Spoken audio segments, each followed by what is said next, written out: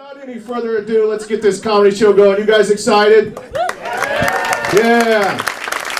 Let's hear it for your first comedian of the evening. You've seen him on Laughs on Fox. Please welcome Cliff Cash.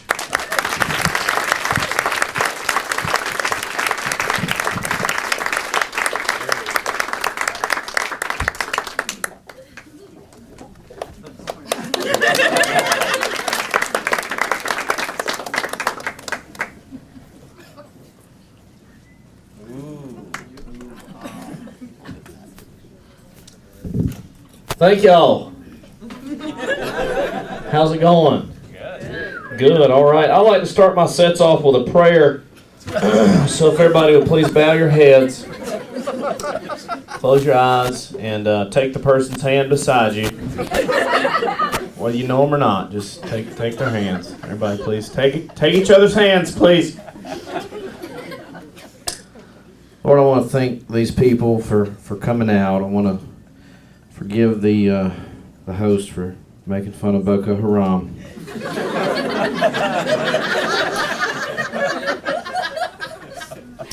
Lord, I just want to thank you for Kim Davis in Kentucky, Lord, that she was able to just keep laser focused on what's truly important. That despite 21,000 children dying every day of starvation, Kim is able to really stay on track for your work, Lord, which is keeping people who love each other from having marital rights. And just put your protective blanket shield over her.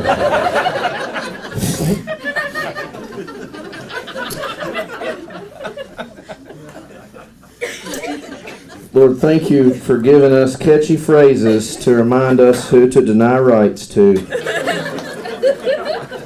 Such as, it was Adam and Eve, not Adam and Steve. Help us to also remember that the Adam and Eve family, I can't remember their last name. Christ, I guess.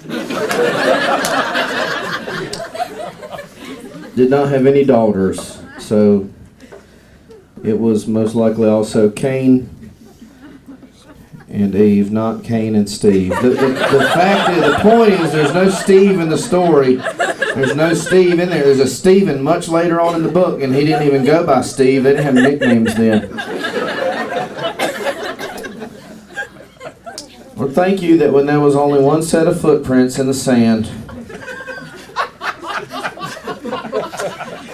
it's because you was carrying us. Because we was wasted. In Myrtle Beach. Please protect us from ISIS and Ebola virus. Amen.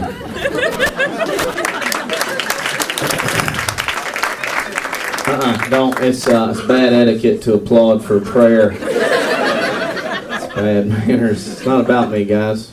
It's about him. I'm from the South, you probably can tell, and yeah, it's not funny. Hey, listen, whatever you think about the South, you got them too, because I just went to your Walmart.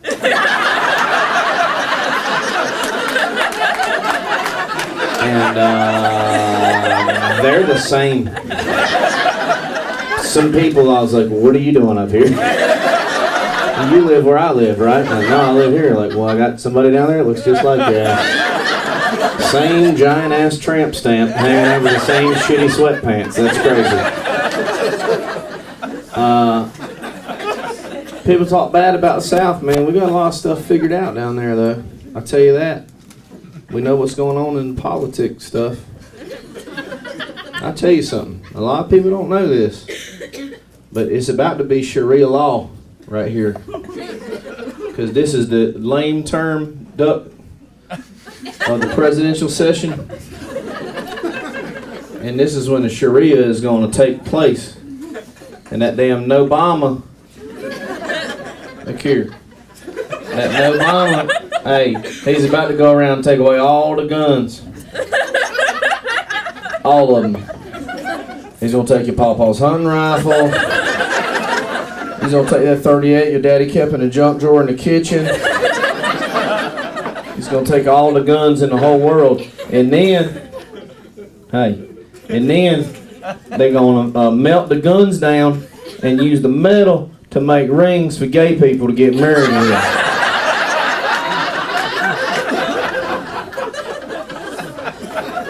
I'm telling them ain't FEMA camps, that's gun melting gay ring factories is what that is. And watch. You gotta look out for your gays, man. Look, I don't have nothing against nobody. I like everybody. Okay? Now I don't know that gay people should be able to own real estate or vote or anything like that. I like them fine. But you gotta look out, hey, because they'll try and get you to be gay. They will. I had a fella did it to me. He come up to me, he's like, man, you gay? I was like, what? No. I don't think so. He's like, you sure? I was like, yeah, I'm pretty sure. He said, how do you know? I was like, well, I never wanted to do nothing with no dude or nothing like that. He's like, well, did you ever try? I said, well, no. And he said, then how do you know? I was like, shit, that's a good point. And so, hold on, don't be judgy. So I tried it, and it was it was saltier than I thought it was going to be, and it reminded me of boiled peanuts, and boiled peanuts remind me of gas stations remind me of road trips, and I love to travel. And I think that's what happens, is they find out what you like, and they just pull you in, they get you in. And so now I'm gay, and it's crazy as shit, man. I was just trying to do something nice for somebody, and I just switched. It was like a vampire bite. I changed right away. It was like Ice Bucket Challenge, but just wieners. It was nuts. It was nuts. People hard on gay people. I tell you what, you got to look at the silver lining as half full. You know what I mean? I always say that. And gay people, as a genre of people, get less abortions than any other group of people. So, if you're pro-life, you pretty much got to be pro-gay, is what I'm saying.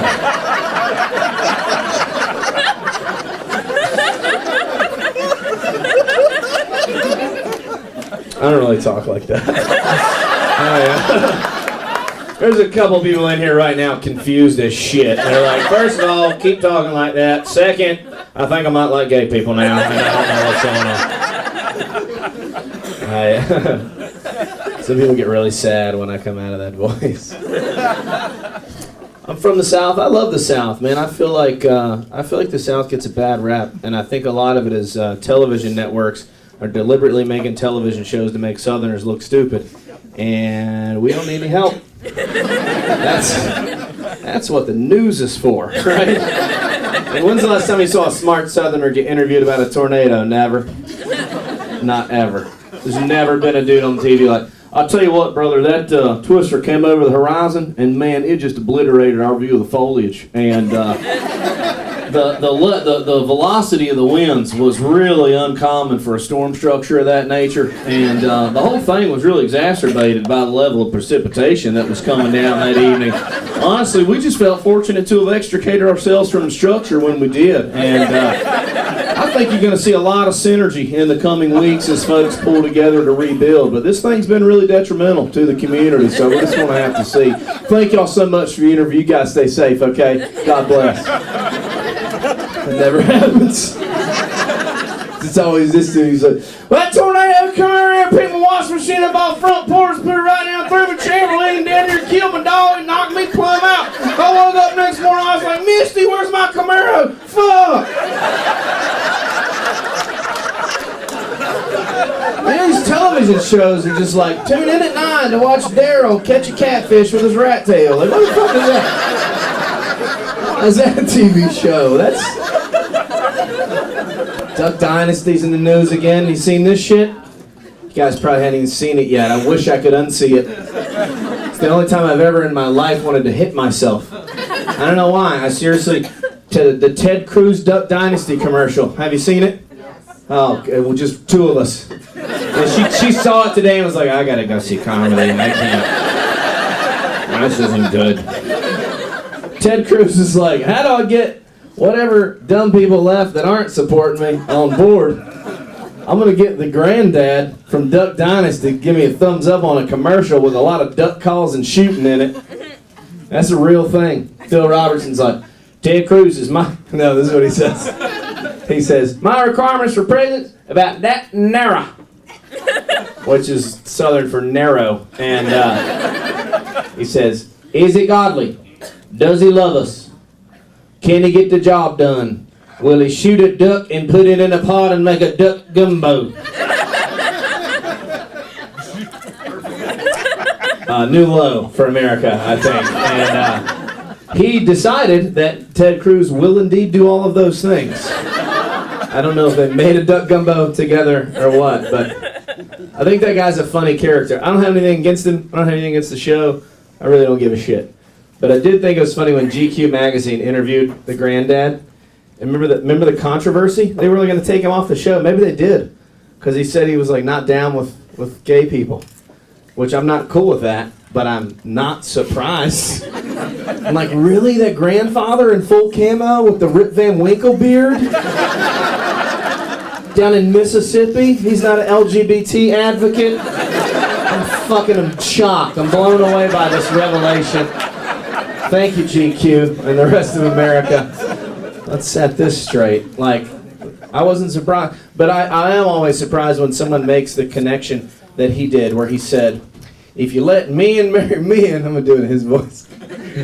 Nara. He said, if you let men marry men, sooner or later people are going to want to be having sex with animals. And I was like, yeah, that's pretty much that's the natural progression. Like being able to have rights with the person you've loved for decades, and then you're like, oh, now that we're together, I just want to hook up with like a Dalmatian dog or whatever. I don't know what they think, but I'm like, really, is that who it's going to be, Pat? Is it going to be my friend Chad, who smells like cologne and has a $50 haircut and a new Acura and a spotless apartment? That's who's going to do it. Not going to be the grandpa in full camo laying on the forest floor with deer urine sprinkled about his body and paint on his face, blowing into a whistle specifically made to convince a duck you want to fuck it. So you can then kill it. It won't be that guy. It'll be my gay friend that smells like lotion. I don't buy it. I think it's going to be the duck fucker killer guy.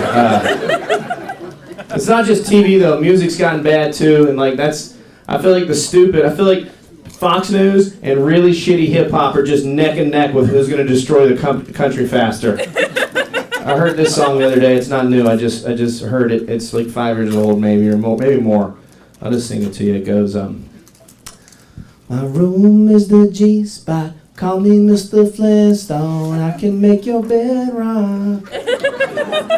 And it's cute. And you're thinking like, holy shit, that guy can sing. It's cute. It's a little play on words, a little pun.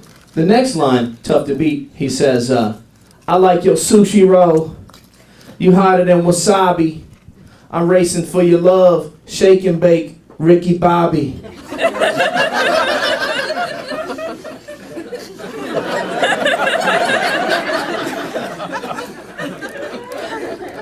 Talking about sushi, the food with the fish with the rice on it. Okay, all right, yeah, no. And then Ricky Bobby from the satirical NASCAR movie starring Will Ferrell. No, I just don't understand how you tied them together. I don't know if those two things had to, if you're having a stroke or something, maybe you need to sit down and get you some water.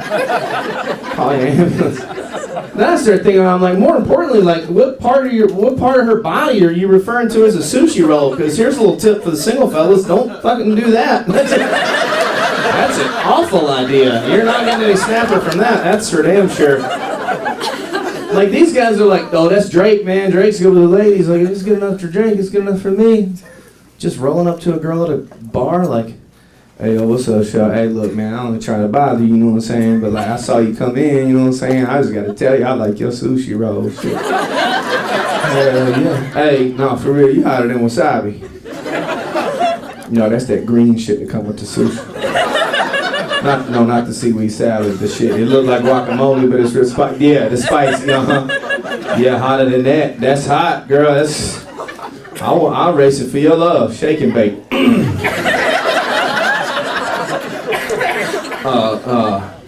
Ricky Bobby. Well, it was supposed to rhyme with wasabi, and then you had to ask me what wasabi was. You messed the rhyme up. Where you going? Hey.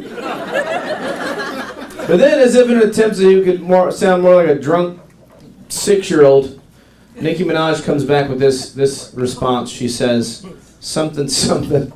They say, Nicki, you the bestest. I'm coming off the top, asbestos. Talking about asbestos like the insulation that causes cancer. Yeah, no, that's sexy. I was just thinking like nothing hands out boners like a rap lyric about asbestos. I've always said that. That's a great line. I'm sexy like asbestos.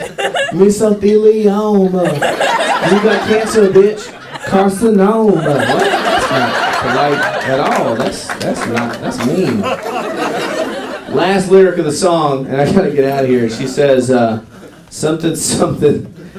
And now it's my turn. I guess I'm about to have to put this pussy on your sideburns. I was like, no, that's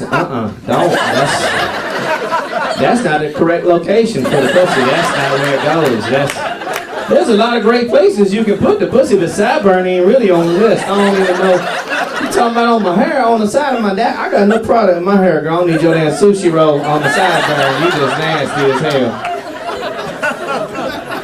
Guys, comedians sell stuff after shows. I don't have any t-shirts or anything like that, but what I do is I travel around the country, usually sleeping in my car, and make crowds of strangers laugh. In between, I take photography. What I think is beautiful. I do a lot of hiking, biking, and camping. Waterfalls, sunsets, mountaintops, trees, whatever. Usually on psychedelic drugs. I'm not going to lie about it. Nothing hard, mushrooms, usually.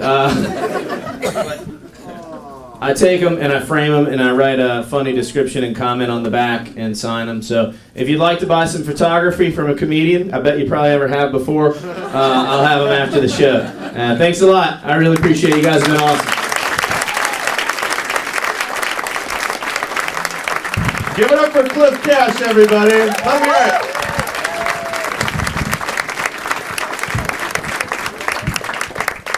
Your next comedian of the evening is a very funny man. He's got a show, a web series on YouTube called So Then There's This. It's like this political commentary thing. It's real fun. You guys should check it out. And you're going to have a blast with your next comedian, Tom Simmons.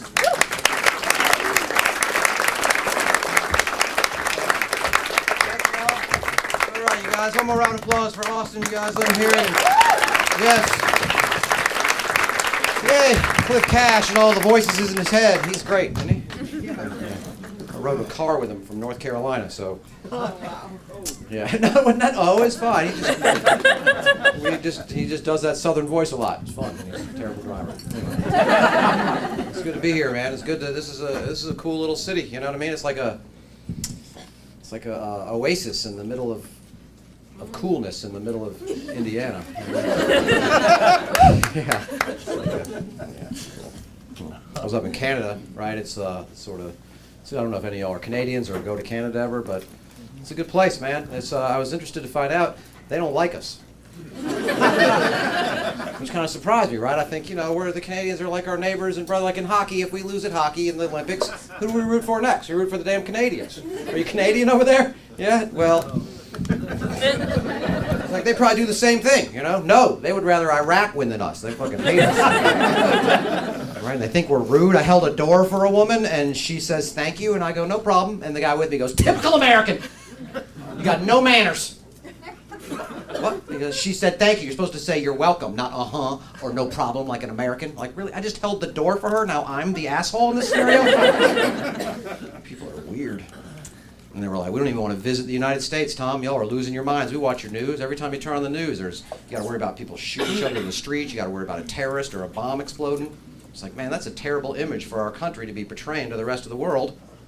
And then it occurred to me, wait a minute, you know what that is? That's a really good anti-immigration policy is what that is. You know? Yeah, we need to start cranking that shit up more, right? Nobody's immigrating to Syria. Fucking let's do this, you know? I guess some of them are. Yeah, no need to build walls at the border. We just got to keep shooting each other at the mall every couple months and keep people out. Yeah, I actually figured out how if I was a terrorist, I would kill American people, right? I thought about this while I was Christmas shopping. Here's what I would do. Very easy, all right? Here's what I would do. I would just hang out in the food court at the mall and pass out little pieces of poisoned chicken on a toothpick, right? Like, well, there's some General Kapow chicken. There you go. You're gonna taste it. This is the bomb right here. People be thanking me as I killed them. It'd be great. Funniest part about that joke to me personally is Comedy Central wouldn't let me do it on television. They were like, that's not a joke, Tom. That's like a military strategy. What the hell's the matter with that? You know, like somebody would do that, see a comedian, and be like, what a great idea. Now I started the chicken on a toothpick flu pandemic. Good. I wish people did listen to comedians. If that was true, I'd preach nonviolence, right? That's the most powerful weapon we have as human beings is nonviolence. No war has ever ended war. It never will. It'll just kill everybody eventually. Nonviolence worked, right? It worked in Egypt. Gandhi freed all the people of India, Pakistan with it. Martin Luther King helped end brutal terrorism in this country with it. Shit, if the Afghanis really want us out of that country like they say they do, and 150,000 of them marched non-violently on our bases, we'd be gone in a month. When I was performing over in Afghanistan, I was just talking to the Colonel one day, and I'm just like, Colonel, what would you guys do if they massively marched non-violently on this base? He goes, well, let's just thank God people don't think that way. So we'd have to shoot them, and then he gets up. No, it's true. It's power. They were very strict about the things we could talk about and couldn't talk about, right? I was doing jokes about religious extremists that kill for no reason. And I was like, this is the perfect place to do this, Afghanistan. No, sir. Sergeant goes, Tom, you did some jokes about Muslims that show? No more jokes about Muslims while you're here. And I'm like, really? So we can hunt and kill them, but I'm allowed to tell a couple jokes about them? He goes, well, we are guests in their country. Like, guests? You really are well trained, man. Good for you. Can I drop a joke from a drone on a village or something? I'm like, knock, knock. Who's there? Not you anymore. Yeah. And they sat us down before the first show. The commanding officer goes, all right, guys, we got some basic rules about jokes while you're performing for the troops. All right, first of all, absolutely no rape jokes, which is cool. I didn't have any rape jokes at the time. He goes, you can't use the N word, and you can't use the W word. Like, sir, what's the W word? Whitey.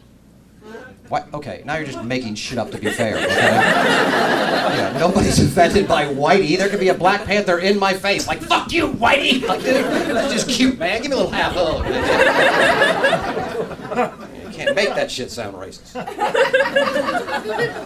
think we're going too far. We're overcompensating, right? They re-edited Mark Twain's anti-slave classic Huckleberry Finn. They re-edited it, they took out the N-word, they replaced it with the word slave so they could make it less offensive. Which isn't less offensive. Slavery ended in 1865. Huck Finn wasn't even written until 1884. What's worse, to use the N-word or to add 20 years to slavery? Yeah. Mark that one down as joke. That would be funnier if a black comic said it, right? You can bet your ass if Chris Rock was up here like, what is worse, to use the N-word or to add 20 years to slavery? Watch yourself, Whitey. Anyway. Racism isn't going away. That's obvious, right? Especially by this last year of watching the news. It's awful, right? Here's the thing. Racists obviously don't like to read. I think that's obvious how dumb they are. And I think I figured out why they don't like to read. It's because it's black words on a white page working together in peace. You see, there's the black words keeping the white page down. Keeps it up.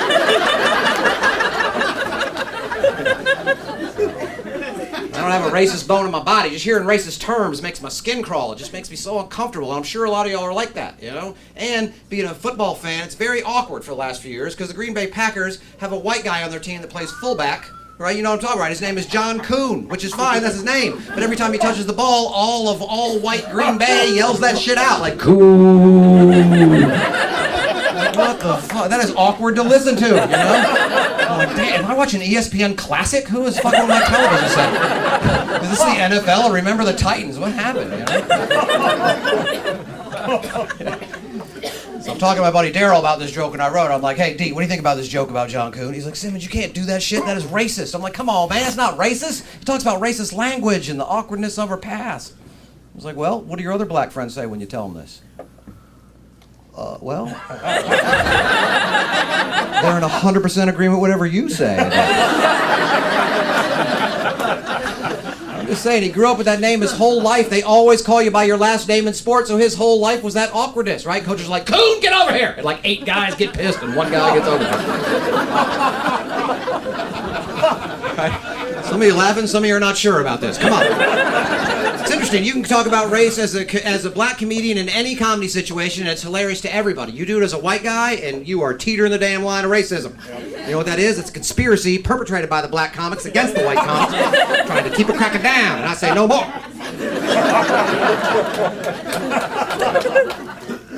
Thank you. A couple crackers over here. Now, it's funny, I actually started comedy in an all-black comedy club in Atlanta. All right, it was like the opposite of this room. You tell me. Yeah, you know, and I got to tell you, white people, y'all are cool, but black people, they just laugh better than you, okay? They just do. I'm sorry. Black people laugh with their whole body and soul, you know? No, he did it! High-fiving, smacking the table, getting up, walking it off, you know what I'm saying? You get a few black women in the crowd like, that boy's stupid! And it's like fills your soul. It's awesome. But shit, if a joke's not going well, y'all are a lot better than black audiences, you know? Y'all are like, well, maybe the next one will be funny, you know what I'm saying? Maybe that last one was my fault. I don't know, you know? Check my Twitter. Yeah, black audiences don't wait like, boo, motherfucker, boo! Get your ass off stage. What's that shirt, an extra medium? I mean, I don't even know what that means. It hurts my feelings. Yeah. No. That's why I've never had sex with a black woman. You know what I'm saying? Not that I'm not attracted, because I am. I'm just too worried I'm going to get booed off the pussy. You know, like, boo, crack a boo. Get your...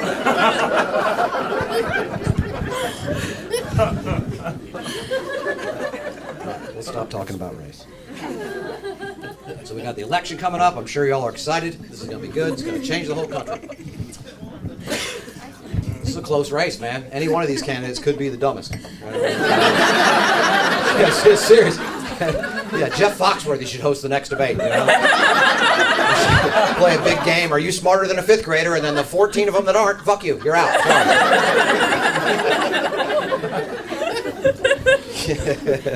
My son, he's 10, right? He's listening to like that 60 Minutes interview with Trump came on in the background. We're eating dinner, and he hears Donald Trump's name, and he's like, Donald Trump, that guy should be president.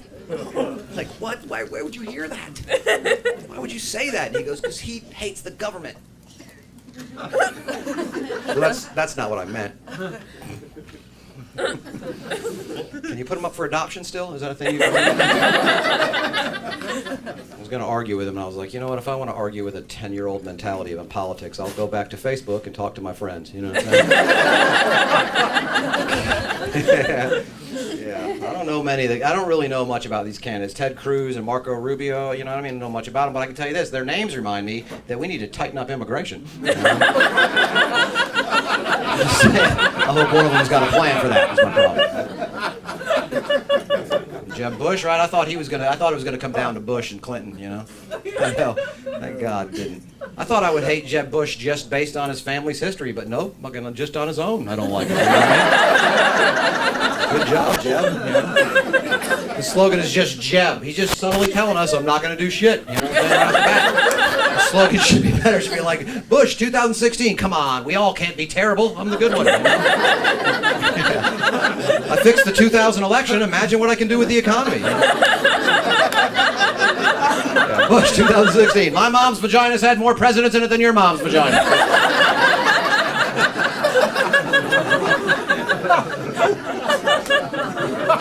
I think what happened with Jeb was like he was sitting around. He didn't realize all these candidates looked like buffoons to him. I think it was like, remember when George Foreman was like 10 years retired and he was sitting around ringside watching the heavyweights and he was like, man, these guys are terrible. I think I can be champ again. And then he was.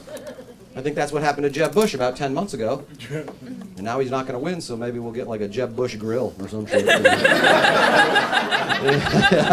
Jeb Bush grill. Every recipe starts with, have your nanny turn the temperature to 350 degrees. It makes just enough for whoever's cooking. Everybody else, fucking take care of yourselves.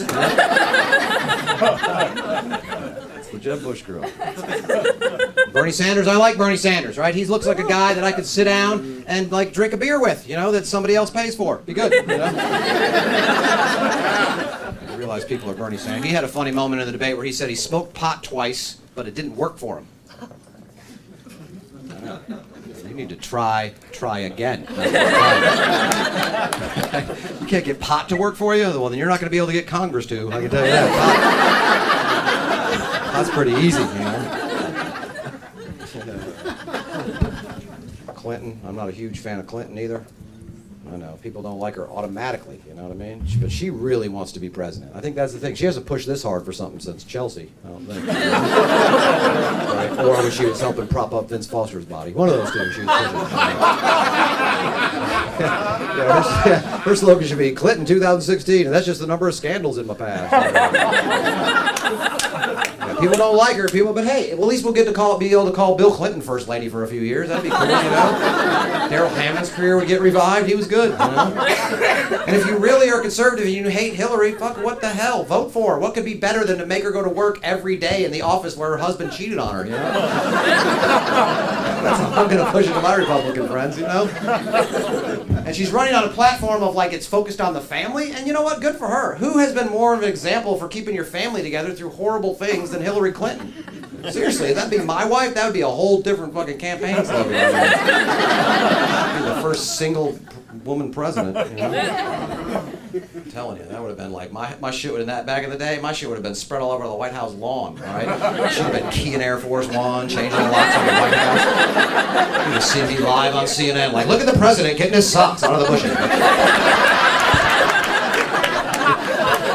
Would have been this country's first homeless president.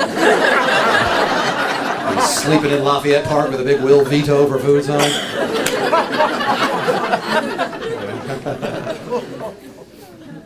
Worry about the future, right? The Canadians are right? It's not safe in this country. Every couple months, some lunatic loses their mind, they shoot a bunch of people at work, and then they shoot themselves, or they shoot their whole families, and they shoot themselves. Why don't these fuckers ever start with shooting themselves? Exactly. We need to be working on developing some sort of suicide, talk them into it hotline in this country.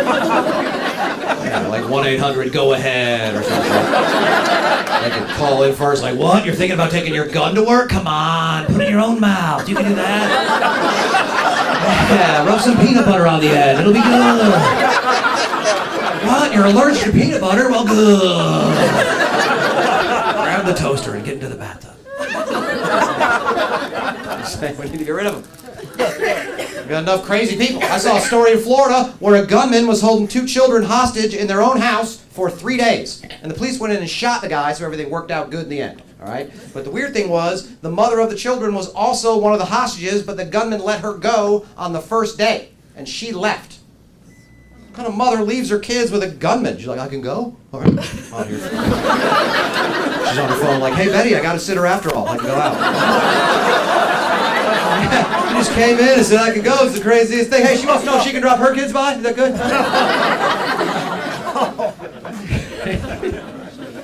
Like, how do you do that? Like, all right, kids, the guy with the gun's in charge. All right, be good. All right. I'll see you later, or not. I know, she's an awful person is what I'm saying. You know what I mean? And then they shot the guy. They gave her back her children. No child services, no nothing. How do you live that down as a parent, right? I have a son. I could never discipline my son again, ever. Like, oh, and clean up your room, or else.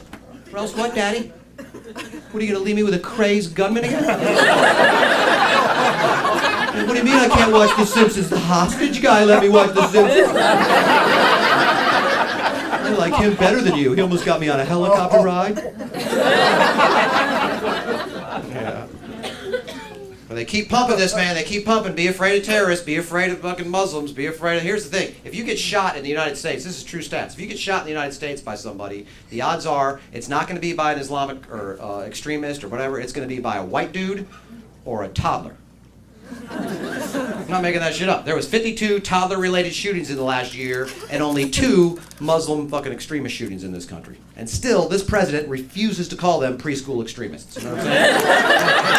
I don't trust him. I'm thinking this Obama is a secret toddler, okay? So tell me. We need to get the FBI involved because obviously our current baby monitors aren't working correctly, you know? It's hard to get solid intel on them because they speak in gibberish and write their battle plans on the walls in spaghetti, but you know what I mean? You gotta do it.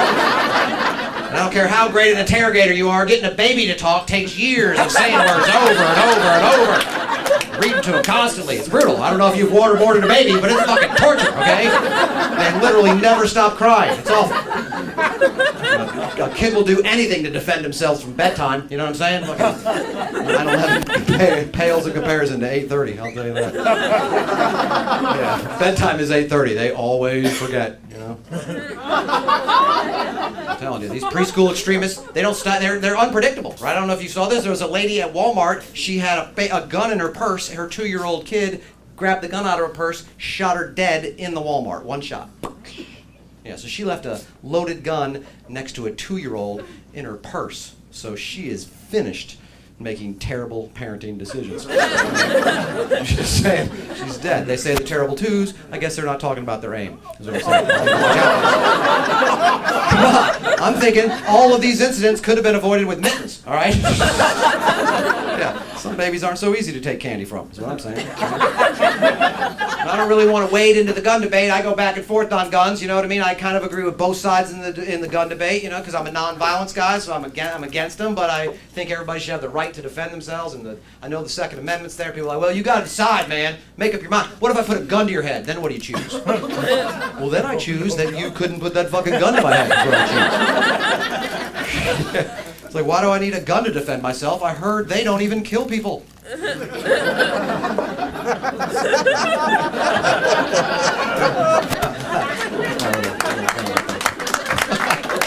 the honest response to a joke right there. Yeah, I appreciate that. So let's see. I got this little boy, right? We named my son Owen because that's what we figure we're going to be doing for the rest of our damn lives. You got kids, they're expensive. People are like, dude, you got to start saving for his college pronto. That's $30,000 a year minimum. I'm like, well, then he's going to be home college. We're going to the North Carolina School of Home Colleges.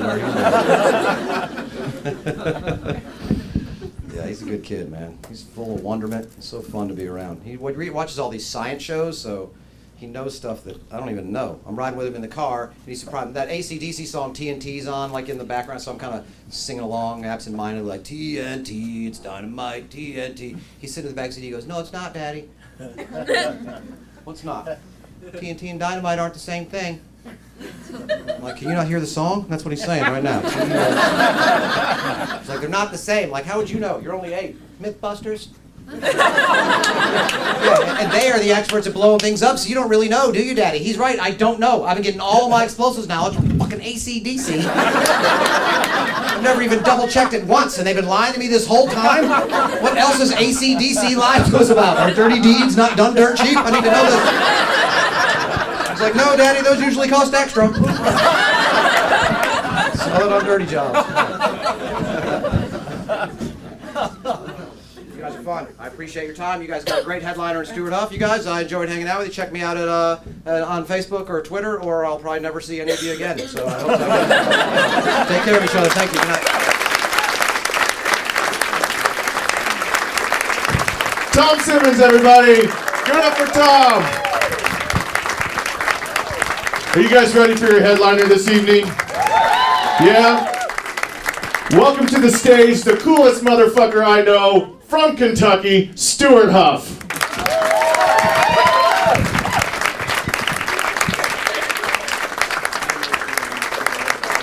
No, I liked it, I did. He came up to me before the show, Austin did. He said, "What do you want me to say about you when you bring him out?" I said, "I don't give a shit, whatever you want to say, you know. Just tell him I'm from Kentucky. That'd impress him, you know." And he goes, "Do you really not care what I say?" And I said, "No, I don't. I don't care." And he goes, "Well, I'm just going to tell him you're the coolest motherfucker I know." And I was like, "What?" And I thought he was kidding. He just said that he doesn't know many people. He doesn't have a lot of friends.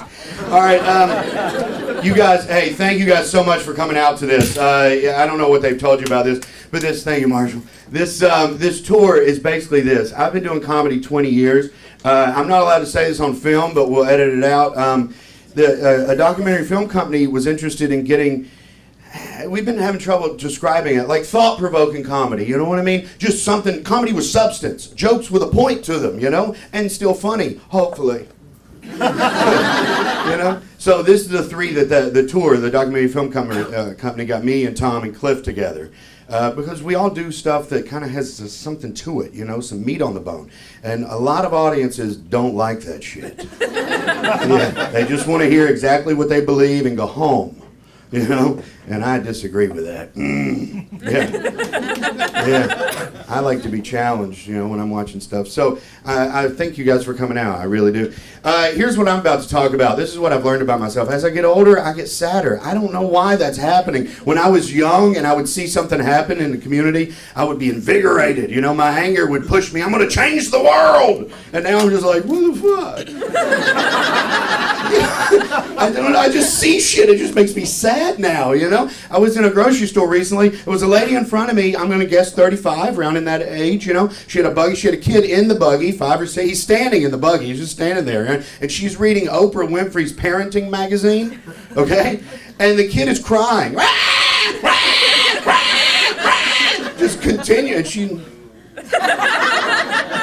And then without even looking at him, she rolled it up and whacked the fuck out of him with Oprah Winfrey's parenting magazine. And when I was a kid, I would be like, I'm against that behavior. And now I'm just like, holy fuck. She doesn't even recognize irony. So this act that I've written, this new show that I've written, I'm just telling you guys right now, it comes from my sadness, okay? So let's dive in and see what happens. Yeah, I was on a plane recently. This is where the whole thing started. Man sitting next to me on the plane was reading the paper, right? Headline of the paper said, Texas flooding, global warming, question mark. This guy goes, look at this shit. Fucking global warming my ass. Big fucking liberal lie. Every single tax dollar spent on science is a waste of damn money. Science ain't never done one thing for one human ever. I'm thinking, we're on a plane.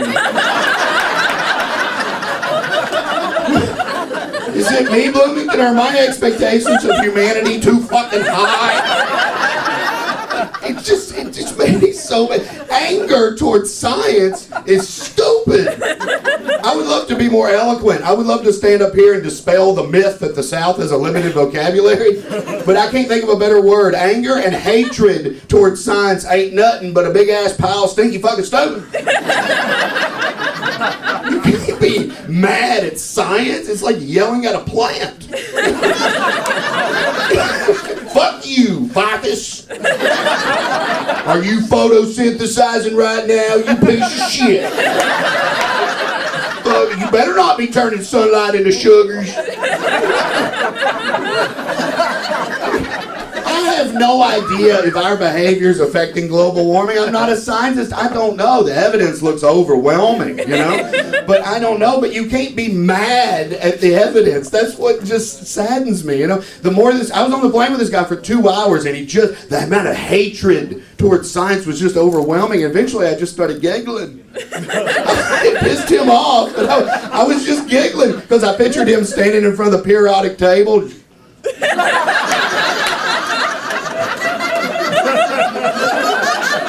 I don't believe in any of this. Fluorine. That ain't real. This is a bunch of fucking words. Uranium, carbon, potassium. Fuck all this shit. That's the nerdiest joke I've ever written because fluorine, uranium, carbon, and potassium spell fuck on the periodic table. And I'm proud of it. I know. I'm sitting in the Quality Inn writing dirty words on the periodic table. What a lie. Ridiculous. Science, I guess, challenges our belief systems, right? You know? Yeah, science is a search for answers. That's all it is. At the end of the day, it's a search for answers. That's controversial to human beings because we already think we know all the answers. Yeah, we formed a belief system before we had all the facts. Whoops. Yeah. If you have a belief before you know all the facts, that's called a guess. And if you arbitrarily turn your guess into a truth, that's called delusional. And so you have a fact, you know something. You know for a fact that the Aurora Borealis is a trail of pixie dust left over from a sky unicorn. And you know this for certain. And then an uppity-ass scientist comes along with fucking words like magnetosphere and solar wind. Well, fuck. At this point, you either have to humbly admit you're wrong or kill the scientist. And I think you guys know which one humans prefer. Yeah. Joseph Priestley was a scientist in England, right? He discovered oxygen. Well, he shouldn't have done that.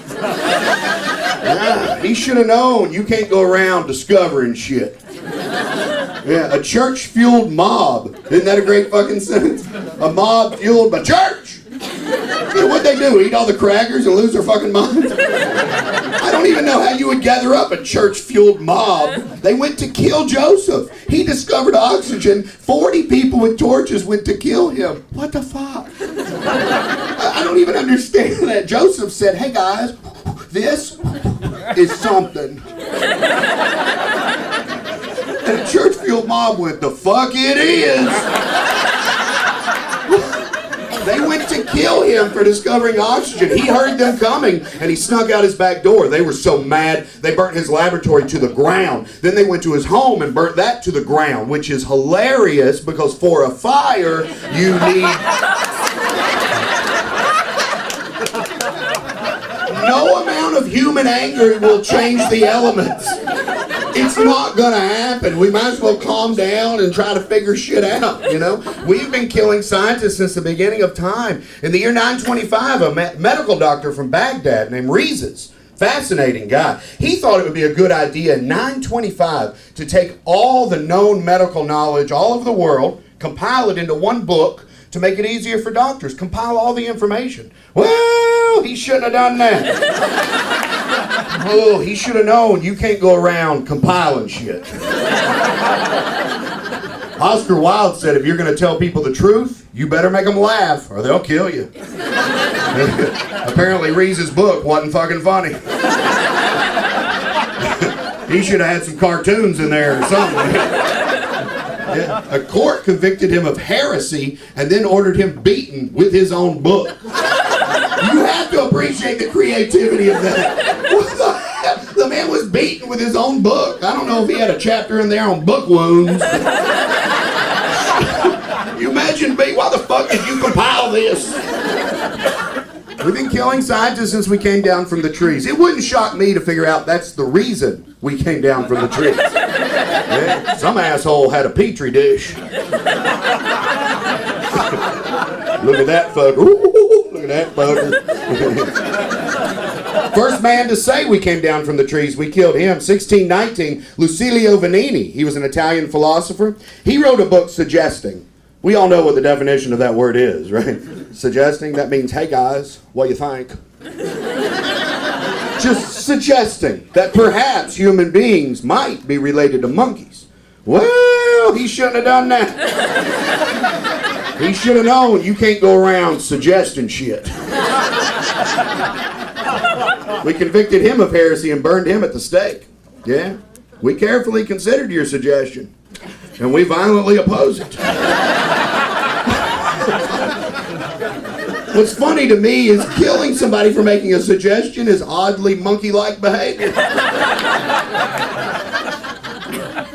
I talked to a guy recently. I love this conversation I have with this man because he doesn't believe in evolution, right? And I do. And so I said to him, why don't you believe in it? I was curious. And he said, I've been to the zoo. I've seen the monkeys. They don't act anything like we do. Wrong way to look at evolution. Don't look to monkeys for human traits. Look to humans for monkey bargain traits. Do construction on the interstate. Bring 3 lanes down to 2. You watch the fucking monkeys. We are an orange barrel away from the jungle. Construction, Marshall does construction, he's a truck driver. Construction on the interstate, people lose their fucking shit.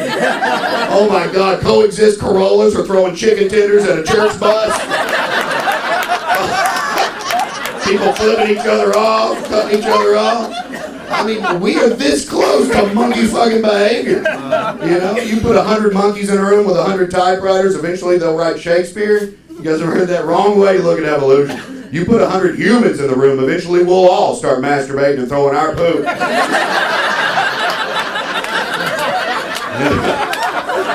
It don't take long. I don't know if I'm right, but I think that's it. You know, we have such a propensity for violence. If somebody says something that we don't like, we're not that far away from violence, you know? It's monkey behavior, right? Yeah. I think it's belief systems. Belief systems are fascinating to me. You know, our parents, most of us get a belief system from our parents. They teach us everything we know, right? And then a lot of people never challenge what they're taught. Well, I think we at least have to consider the remote possibility that your parents might be ignorant backwood fucks. Just consider it. You know? I'm not talking about you. Yeah. To me, the difference between belief and evidence is this. I believe human beings should need evidence to form a belief, but there's no evidence of that. I don't know why the fuck I can't get that joke to real life. Human beings will believe anything. Anything that they want to be true. They're much more likely to believe it with no research. Try it in Bloomington. It's an interesting study. Just make crazy shit up. Make up the craziest fucking thing you can think of. Just go around to the bars and randomly tell people. You get a high percentage of people that go, fuck, that sounds about right. People don't research, they don't question, they don't investigate, just make crazy shit up. You know, if you put sugar on Twizzlers, it cures diabetes.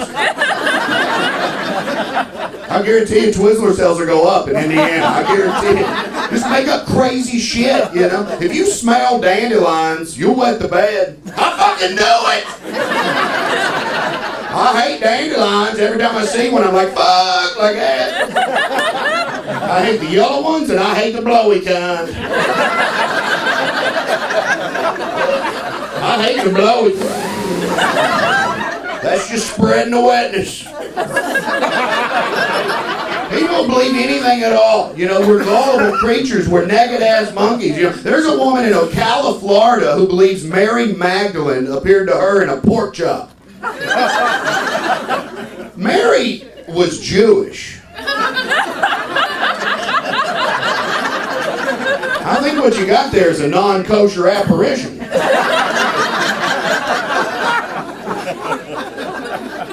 It saddens me how gullible we are. You know, it just saddens me. We'll believe anything. We used to believe that lightning was a punishment from God. This is a fact. You heard this? This is a fascinating belief. Specifically, God killed sinners on earth by throwing bolts of lightning from his right hand. That's how certain we were that we were right. We knew which fucking hand it came from. Was it his right hand? I fucking saw it. We believed it came from his right hand. And this wasn't thousands of years ago. This wasn't caveman beliefs. In the United States of America, when a home was hit by lightning, firefighters would go to that house, but they didn't put the flame out. They just sat there and watched it. If people were inside burning to death, they did nothing. Because those people are sinners, God is killing them. Why would you interrupt? He's busy. The only reason they were at the home at all is to make sure that the flame didn't spread to other houses. That's it. Now, if you ask yourself, well, how do we know God wasn't trying to kill the whole damn neighborhood? Well, I say don't ask stupid questions while we're busy believing stupid shit. You don't need questions when you're busy believing. Most of the buildings that were hit by lightning were churches, right, at the time. Because before banks, they were the tallest. In any town, churches were the tallest. So churches built bell towers. Hello. They were getting hit by lightning, so they built tall fucking bell tower. And in the tip top, they put enormous metal bells. And whenever they heard thunder, they would send a bell ringer up there to ward off the lightning. It didn't work. What it did was create an enormous stack of dead bell ringers. Now, any thinking animal at this point would consider the fact maybe we're wrong. No! Never ever give that up. Fucking hold on to your dead. Never give up your beliefs. You realize I'm being facetious, right? Don't read, don't listen to any other human, don't be humble, just fucking hold on, step over the dead bell ringers and keep fucking ringing. It seems to me we're more scared of being wrong than we are interested in being right. It's the only explanation for violence against somebody who you just flat out don't agree with, you know? 1640, Uriel da Costa. Very religious man, Uriel da Costa spent his entire life trying to find a church that he agreed with. Yeah, he was a persnickety bastard, I'll give him that. And he didn't just go around his town, he went to 5 different countries. You imagine 1640, getting on a ship, sailing for 6 months, getting off, walking into a church? No, this ain't it. 5 different countries the man sailed to in 1640. Finally, he came to his personal belief that you do not need church to ascend to heaven. And he said so, out loud. Well, he shouldn't have done that. He should have known you can't go around saying shit out loud. A preacher gave him 39 lashes with a whip during a church service, then ordered the congregation to trample him. Holy cat dicks. I've been to a snake handling church and it wasn't that damn weird. You imagine being in church on Sunday? Remember our sermon for today? Love thy neighbor. This is the greatest of all commandments. Now close your hymnals. We're going to beat the fuck out of you, Rail. Then we're going to have some fried chicken.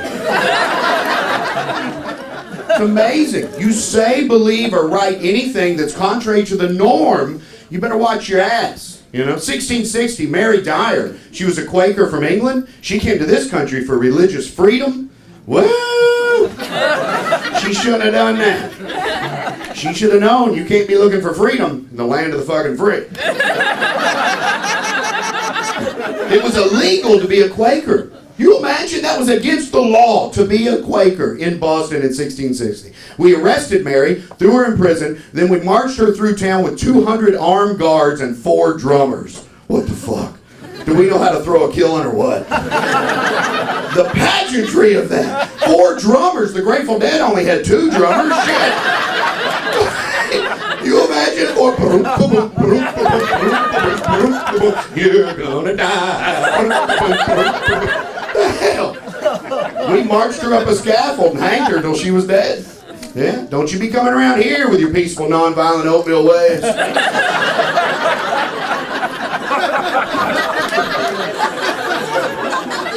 It's amazing to me, you know?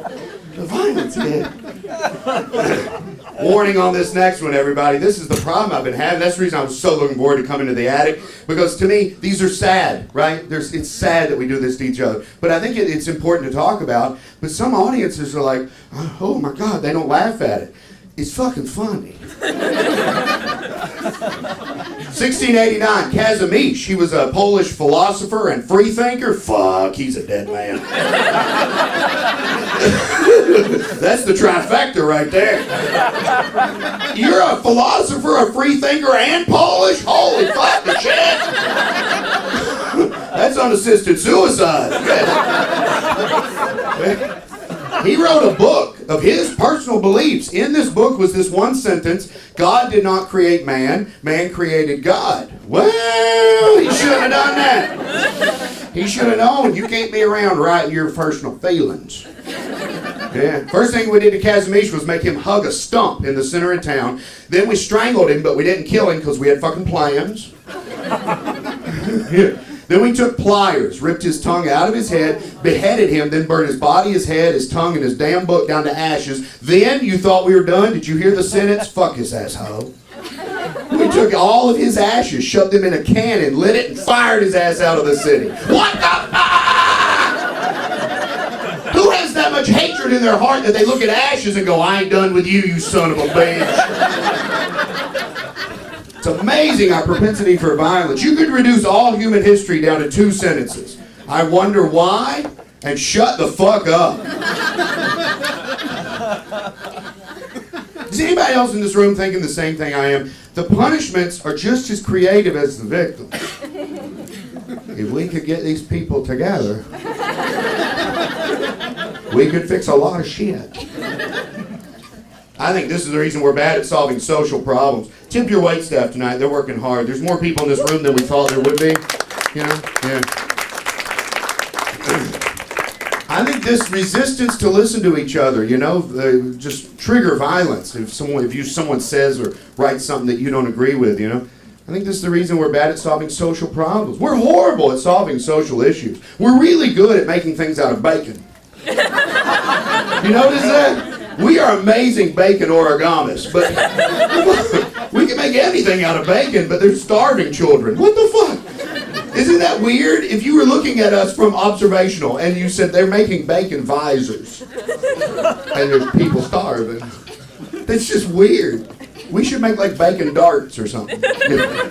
I'm hungry. Fucking take it.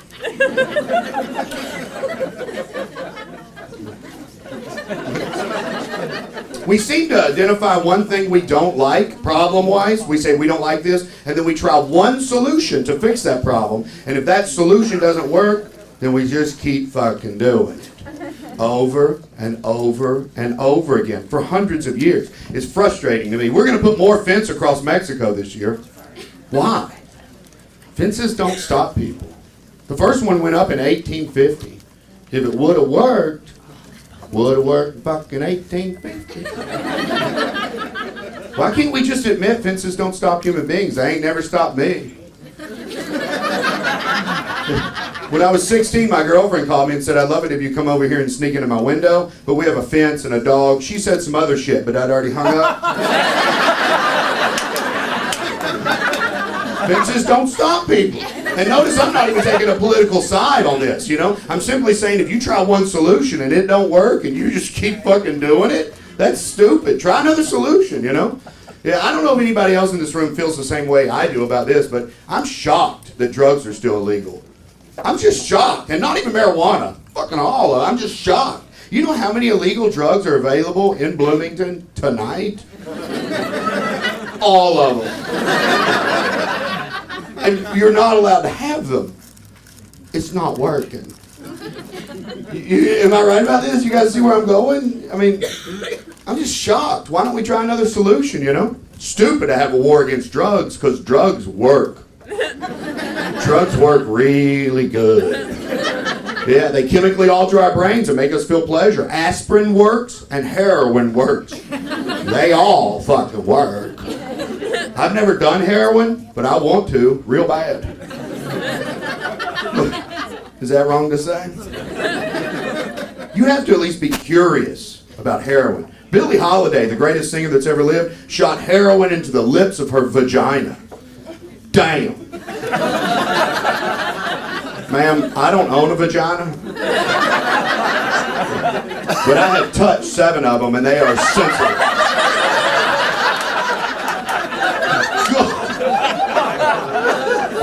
You have to be curious about something. She was willing to do that. But I've read about heroin. I know what it does to your body and I'm not going to do it.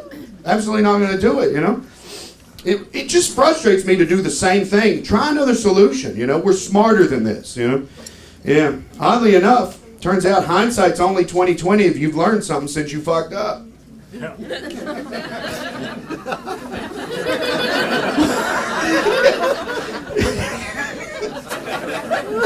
God, I love Bloomington. Every one of you looking at me like, that is correct. Right? Yeah. But I'm going to go to Martinsville and they're going to be like, fuck that shit. But oddly enough, both places don't laugh at the joke, so fuck it. Yeah. If I wrote it on a bumper sticker that smelled like bacon, you fuckers would buy it, though. I guarantee you. Hindsight's only 20/20 if you analyze what you did and learn your mistake, you know. I was in a truck stop recently, eavesdropping on a conversation that I eventually joined, right? The guys were talking about the horrific police brutality thing that's, we're going to have to work on that, you know. And these 2 guys were talking about it. One guy said, I got the answer. Let's just kill them all and let God sort it out. And everybody in this room has heard that phrase, kill them all, let God sort it out. But for some reason, when this gentleman said it, I thought to myself, I wonder who originally said that. Because it sounds like a quote, doesn't it? So I looked it up on my phone. I was thinking, was it like Mussolini or, you know, Walt Disney or somebody? Somebody at some point said, kill them all, let God sort it out, right? I look it up. A Catholic priest said that. There was a, yeah, it's shocking. There was a religious war going on. Catholics and Protestants were killing each other. And the priest said, slaughter them all. That's what he said. And his right-hand man said, some of them are Catholics. We would be killing our own. And he said, quote, kill them all, the Lord knoweth which belong to him. He said this in 1209. I heard it in a Flying J last Tuesday.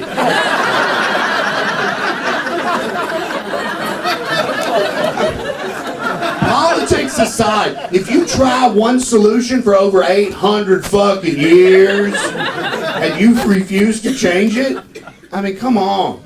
Violence to stop violence doesn't work. How long is it going to take us to learn that hitting an angry man doesn't calm him down? The Lord knoweth which belong to him. Don't you wish rednecks still spoke like that? I'd hang out with them if they did. Wouldn't that be great? God, I wish our language was that rich, you know? God, I'd hang out with rednecks if they spoke like that. Thou art the son and heir of a mongrel bitch.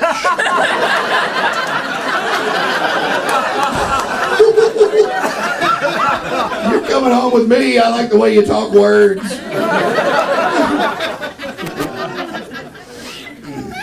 You seem to do the same thing over and over. 1865, Ignaz Semmelweis, medical doctor from Vienna, right? First human being to figure out that if doctors would start sterilizing their hands, start washing their hands in between seeing patients, it would cut down on the spread of disease. He proved this with evidence. Well, he shouldn't have done that. He should have known you can't go around proving shit. First thing we did to Ignaz was fire him. No longer allowed to practice medicine because he said doctors should wash their hands. Then we committed him to an insane asylum. Is there anybody in this room that is following this shit? How the fuck can you say we should wash our hands and someone goes, fuck you, fired, crazy? What kind of logic is that? Monkey ass, naked fucking logic. That's all it is. We committed the man to an insane asylum. And I guess this radical idea of hand washing must have spread. The first day he was in the asylum, the guards beat the shit out of him. They beat him bad. He died 14 days later because the wounds from the beating got infected because the guards had not... Thank you. How many times are we going to do this shit? 1952, Alan Turing, probably one of the 20 greatest mathematicians that ever lived. Right? He probably 20 greatest, Alan Turing. But he was a homosexual. Woo! He shouldn't have done that. He broke the Enigma code. Alan Turing, that Nazi Germany had a machine called Enigma. They were sending signals. We tried to break it. Canada was trying to break. Alan Turing broke that code. He shortened World War II by 2 years.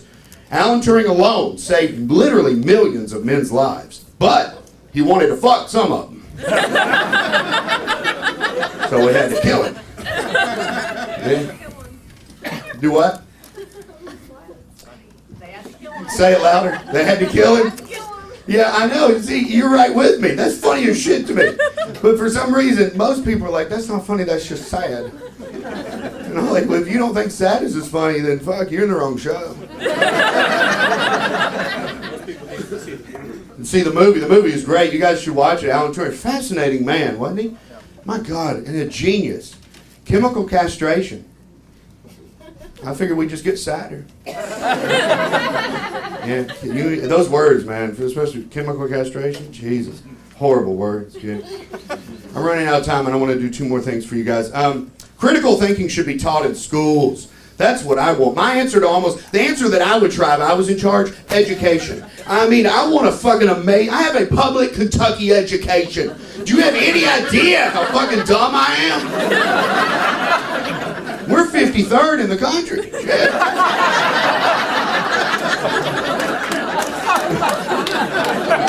If there's anybody in this room that's counting right now, get the fuck out. My answer would be education. At least present the kids with all the information. That's my answer for drugs. I want to tell the kids drugs make you feel good. But here's the downside. You know? At least be honest with kids. You know? Kids smell bullshit. Yeah. Be honest with them at least, you know? Yeah, critical thinking should be taught in schools. How to use your brain, research, learn for yourself, decide for yourself. You know, it'd be hard to teach, especially in middle school. Telling a bunch of middle schoolers you should question everything you hear. I know. One of them goes, "Fuck you." Well, excellent. A+. It'd be hard to teach that, you know, but important. Here's a great critical thinking story. I love this story. I just learned this happened in the 1950s in Sylacauga, Alabama. Tiny little town in the middle of Alabama.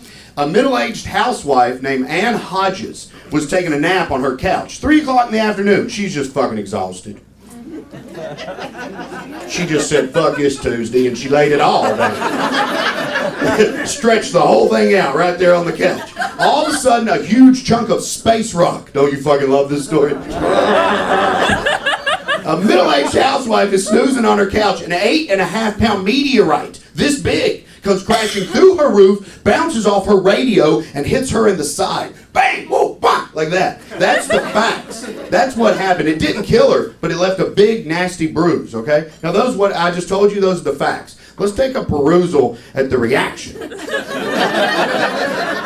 from adults. I want you to remember that word. Adults. Fucking underline it. Circle it. Since this happened during the Cold War, most people in Sylacauga suspected the Russians.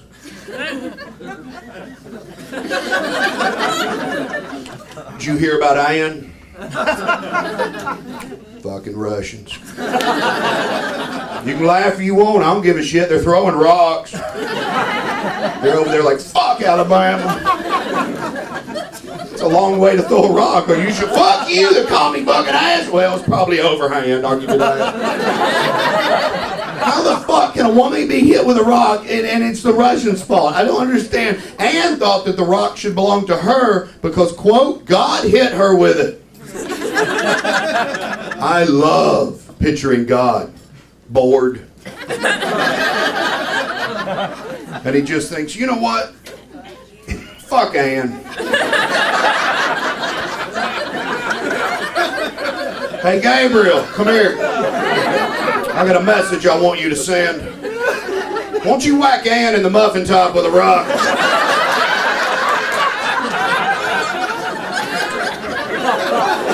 Don't look at me that way. I'm working in mysterious ways. I'll tell you what, I'll go double or nothing if your bank shot it off the radio.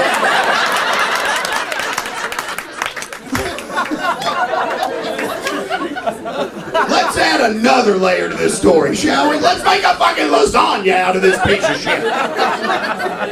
Most people suspected the Russians. That's the word that was used. Most. Blew my mind. Ann thought God hit her with it. Some people thought it was Ann's fault. At this point, you should be saying, what the fuck? How in the world could it possibly be her fault? Here's the reason. The house she lived in when she got hit with a rock just happened to be located right across the street from a drive-in movie theater called The Comet. Holy shit. Open the door, conspiracy theorists. Come on in. Get you some lemonade. We've been expecting you. Some people said, quote, it's Ann's fault because who in the hell moves in across the street from the Comet? I guess if she lived across the street from Target, she'd be a dead woman.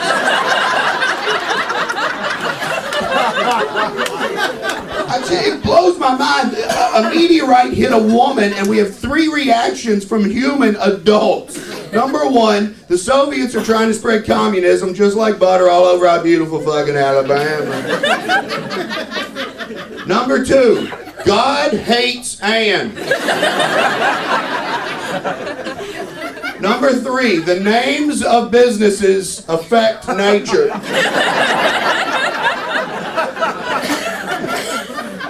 It saddens me, does it not? It used to invigorate me when I was young, and I would stand up and we need a better education system, and you know, we need to get Ann a bed, you know, whatever. Just saddens me now, you know? Here's my belief system if anybody's curious. The older I get, it gets smaller and smaller and smaller. Here's my belief system. We just got here. We did not build this world. We don't know who did. We just got here, and we're trying to figure it out. I don't like violence towards each other. It saddens me, you know?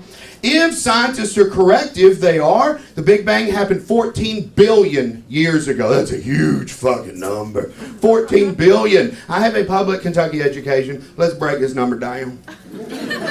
Let's make it more palatable. 14 billion is roughly a shitload of millions. That's a shitload of millions, right? Give or take a shitload. We have to allow for error.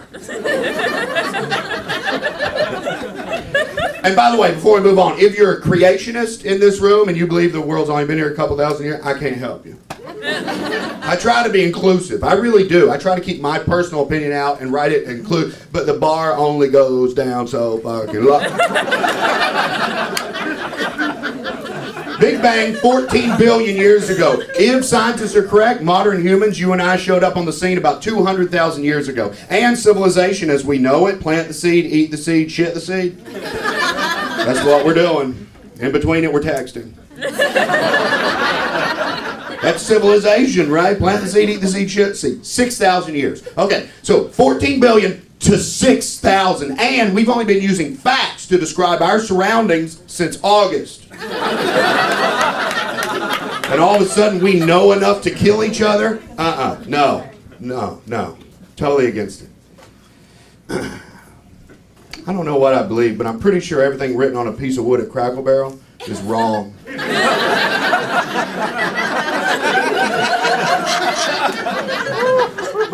Everybody laughed at that except people that have a piece of wood from Crackle Barrel.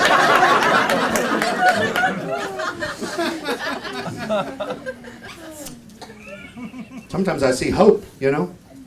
Beautiful hope. I was on the interstate. This entire new show I've written starts with a horrific plane ride and ends with a beautiful car crash. I was on the interstate in Nebraska, very flat, very pretty, you know, driving. And I noticed this guy on the interstate in front of me. He's in the slow lane, so am I. And he started weaving. And I don't mean like he dropped his phone, whoa, that kind of thing. Slowly went to the middle of the interstate, stayed there for a mile or two, and then drifted back, and then drifted to the right a little bit. So I was staying back from this guy's car. I was like, what the hell, you know what I mean? Just keeping an eye on this dude, right? All of a sudden, in the middle, not on an exit, in the middle of a field, his car left the interstate. Like that, right through the field. And I went, like that. Because that's what you say when that happens. Right? And I didn't even think at all. I went up to where his car left the interstate. I got out of my car and I just started running. I don't know, I'm just running towards this dude's car. There were two people in front of me. There were people behind me. We're all just running, you know. We get there, open the door, two grown men in the car, a lot of blood. A lot of blood on the shirt, blood on the dashboard. And we started to get these men out of the car, and someone yelled, don't move them. They might have a neck injury. You're not supposed to move people. So we're just standing there like, what do you do? What do you do? And someone on the other side goes, I smell gasoline. You guys smell gas? Someone went, it's leaking. The gas tank is leaking. Get them out of this car. So we lift these men up, and we carry, you can already hear the ambulances coming. And we're carrying them far away from the car, and we put them down in a field. Ambulances pull up, put both men on stretchers, load them in the ambulance, and take off. And then there's 12 humans just standing there like, how you doing? Very awkward, you know? And then one guy said, I hope they're all right. And that just broke the silence. It was no longer awkward at that moment. We were like, yeah, I hope they're all right too. This guy was breathing. I know, I saw his chest moving up and down. And we're all walking back to our cars making small talk, you know. I was like, I didn't see any big cuts, did you? I saw a lot of little ones, but that's enough for a lot of blood, right? Maybe they'll be okay. And the ambulances got here quick, thank goodness. You know, maybe get them, take them. And I got into my car and I began to start it up.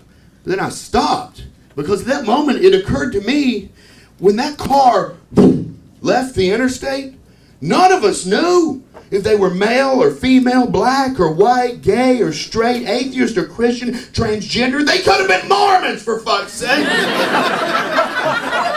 None of us knew anything about these humans. We didn't know anything. We just saw it go and we just ran. And no one was going, I hope they're not gay. If these people are Republicans, I'm turning around. Nobody got to the car, opened the door, and said, Sir, I know that you're covered in blood, but we need to know where you stand on immigration reform. The car left the interstate, and 12 human beings' belief systems vanished. Seems to me, this is the best part of us. It's the best part of us, you know? Trouble, run, help. Just sat there in my car on the side of the interstate in Nebraska, just thinking about this for probably 30 minutes or more. Just thinking what a beautiful moment that was, you know? I told a friend of mine about it, called her and told her about it. She said those two men had guardian angels looking after them. And I deleted her from Facebook.